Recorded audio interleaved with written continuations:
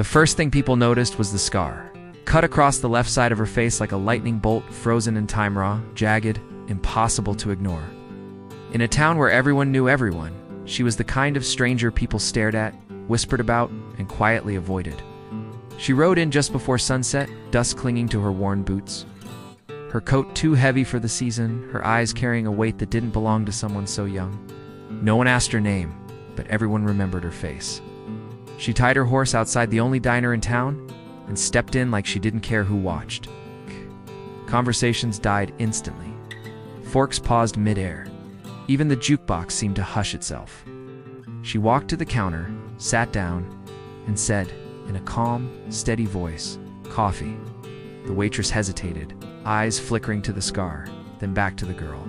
"You pass him through?" The girl took the cup, her fingers trembling just slightly. Maybe. That was all she gave them. No past. No story. Just silence. And in a place like that, silence was suspicious. His name was Caleb Turner, and unlike the others, he didn't stare. He noticed the scar, sure, but not the way the others did. To him, it wasn't something ugly. It was something unfinished. Question, not an answer. Caleb had spent his life working the Turner Ranch. He knew hardship, loss, and the quiet kind of loneliness that crept in after long days under an endless sky. But he also knew kindness, real kindness, the kind that didn't ask for anything back. So when he saw her sitting alone later that night, staring out into nothing, he walked over and offered her a seat by the fire. "You look like someone who could use a warmer place than that porch," he said. She didn't answer right away, and she looked up at him, really looked tanned for a moment. Something softened in her guarded expression. "Why?" she asked. "You don't even know me." Caleb shrugged. "Don't need to." That was the beginning. Her name, she finally told him, was Alara. No last name, no explanations, just Alara. She stayed in town longer than anyone expected. Days turned into weeks. She picked up odd jobs cleaning stables, fixing fences, helping at the diner. She worked harder than anyone, spoke less than most, and never complained. But the whispers never stopped. They say she's running from something, or someone. Look at that scar. You don't get that from nothing? Caleb heard it all and ignored it all, because he saw something they didn't. He saw how she flinched at loud noises, how she avoided mirrors, how she watched people like she was always waiting for something bad to happen. And he saw the way she smiled. Real. It was enough. One evening, as the sun dipped low and painted the sky in gold and fire, Caleb found her sitting by the edge of his land. "You ever think about staying?" he asked, sitting beside her. Alara let out a soft laugh. "People like me don't stay anywhere." Caleb studied her for a moment. "Maybe some things aren't worth running from." Her jaw tightened. "You don't know what I'm running from?" "No," he admitted. "But I know this, whatever it is, it didn't break you. You're still here." She looked at him then, and something in her eyes shifted. They fell in love quietly. No grand gestures, no dramatic confessions, just small moments. Shared laughter over burnt coffee. Long rides under open skies, silent understanding in the spaces between words. Caleb never asked about her past, and Alara never offered, because for the first time in a long time she felt like she could just be someone, not a secret. Just Alara. But peace has a way of breaking. It started with the black cars, sleek, polished, out of place in a dusty town. Men in suits stepped out, scanning the area like they owned it. One of them held a photo.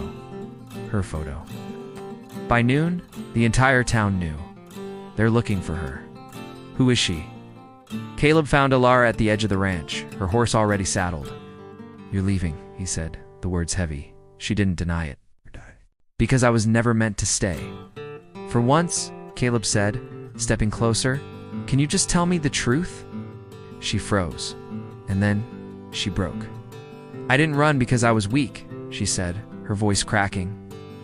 "I ran because I was tired of being someone I didn't choose to be." Alara took a deep breath. "It means I'm not just some drifter, Caleb." The men in suits approached slowly, respectfully. "Miss Alara Vance," one said. The name hit like thunder. Vance, the family that owned half the state. Oil, land, power. Caleb stepped back, stunned. You're the heir, she finished softly. All of it came with a price, that scar. It wasn't an accident. It was a message. Caleb's chest tightened. So everything. This was it real. Lara stepped closer. You're the only real thing I've had in years. She left that day. No dramatic goodbye. No promises. It's just a look that said everything words couldn't. And Caleb stayed. Months passed. The town moved on. But Caleb didn't. Until one morning, a letter arrived. Inside was a single line. Come find me. You still see me the same way. The journey wasn't easy. The world Alara belonged to wasn't built for men like Caleb. It was filled with gates, guards, and rules. But he didn't stop. Because love, real love, doesn't stop. When he finally saw her again, she looked different, elegant, powerful, untouchable. But her eyes, they were the same. Came, she said, her voice trembling. Caleb stepped forward. I told you. I don't need to know everything to know what matters. And what matters? She asked. He reached out, gently tracing the edge of her scar. You, not your name, he said. Not your money, not the land. Just you. For the first time, Alara felt something she thought she'd lost forever. Freedom. In the end, she didn't give up her world, and he didn't abandon his. They built something in between. A life where power didn't define her, where scars weren't hidden, they were honored. Because they told a story of survival, of courage, and of love. And in a quiet town, where people once whispered about the girl with the scar, they now told a different story. About the cowboy who saw beyond it, and the woman who finally stopped running.